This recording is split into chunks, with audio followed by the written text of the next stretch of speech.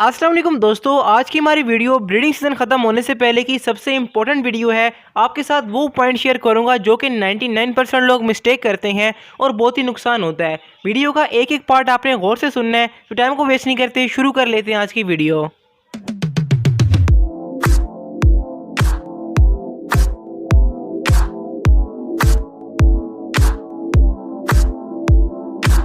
तो दोस्तों सबसे पहले ये क्लियर कर दूं कि कोई भी बर्ड सारा साल ब्रीडिंग कर सकता है, बस आपने टेम्परेचर ठीक रखना होता है। लेकिन आज हम बात करने वाले हैं सीज़न के एंड के बारे में कि आपने किस तरह से एंडिंग करनी है ताकि अगले साल आपके बर्ड्स बहुत ही अच्छी ब्रीडिंग करें। और जो लोग आगे ब्रीडिंग लेना चाहते हैं वो लास्ट पॉइंट लाजमी सुने। तो अभी आते हैं टॉपिक की तरफ कि आपने किस तरह से ब्रीडिंग सीजन का एंड प्रोफेशनल तरीके से करना है। तो दोस्तों आपने एक एक पॉइंट गौर से सुनना है, साथ में लाइक और शेयर करते रहिएगा।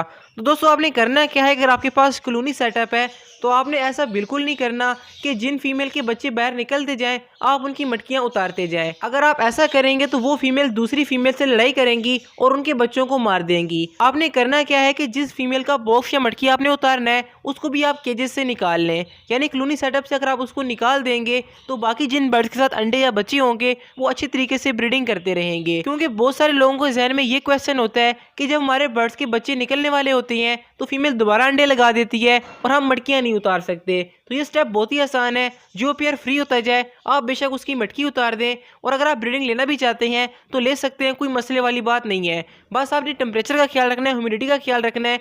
कूलर या एसी अगर आप लगा देंगे तो आपके पास सारा साल ब्रीडिंग आ सकती है।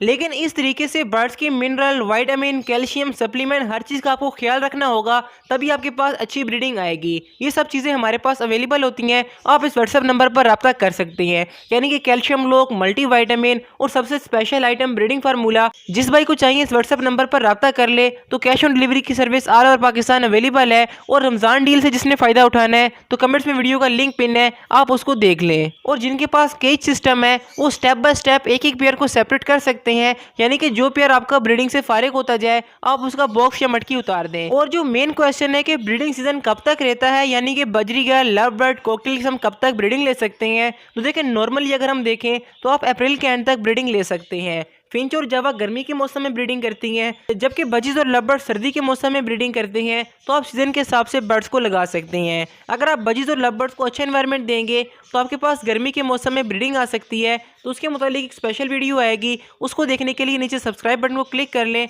और नोटिफिकेशन को ऑल के ऊपर रख लें, ताकि जैसे ही वो वीडियो अपलोड हो आपको उसका नोटिफिकेशन मिल जाए। और जैसा कि आपको मालूम है कि हमारे चैनल पर 10 डेज चैलेंज चल रहा है, यानी कि 10 दिन की 10 वीडियोस, तो आपने इनको लाजमी देखना है। इंशाअल्लाह आप बर्ड्स के एक्सपर्ट बन जाएंगे। तो मुलाकात होती है अगली वीडियो में, तब तक अपना और अपने बर्ड्स का बहुत ही ख्याल रखिएगा। अल्लाह हाफिज़, फीमानिल्लाह।